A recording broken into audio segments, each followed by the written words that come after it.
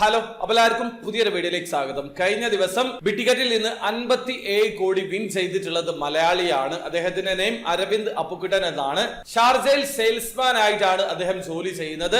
20 സുഹൃത്തുക്കൾക്കൊപ്പമാണ് ബിറ്റിക്കറ്റിൽ നിന്ന് അദ്ദേഹം ticket purchase ചെയ്തിട്ടുള്ളത്. കഴിഞ്ഞ 2 വർഷമായിട്ട് ബിറ്റിക്കറ്റിൽ ഭാഗ്യം പരീക്ഷിക്കുന്നുണ്ട്. ഒടുവിൽ അദ്ദേഹത്തിന്റെ ഭാഗ്യം തേടി എത്തിയിട്ടുണ്ട്.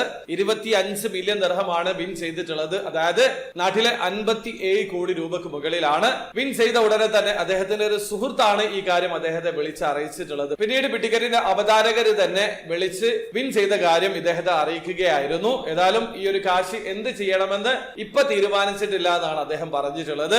അപ്പൊ കഴിഞ്ഞ ദിവസം നടന്നിട്ടുള്ള ബിറ്റിക്കറ്റിന്റെ 269ാമത് ഡ്രോയിൽ 25 മില്യൺ ദിർഹം, അതായത് നാട്ടിലെ 57 കോടി രൂപക്ക് മുകളിൽ വിൻ ചെയ്തിട്ടുള്ളത് അരവിന്ദ് അപ്പുക്കുട്ടൻ എന്ന മലയാളിയാണ്. ഈ പ്രാവശ്യവും ബിറ്റിക്കറ്റിലെ കിടിലം പ്രൈസ് ആണ്. 30 മില്യൺ ദിർഹമാണ് മെഗാഡ്രോ പ്രൈസ്.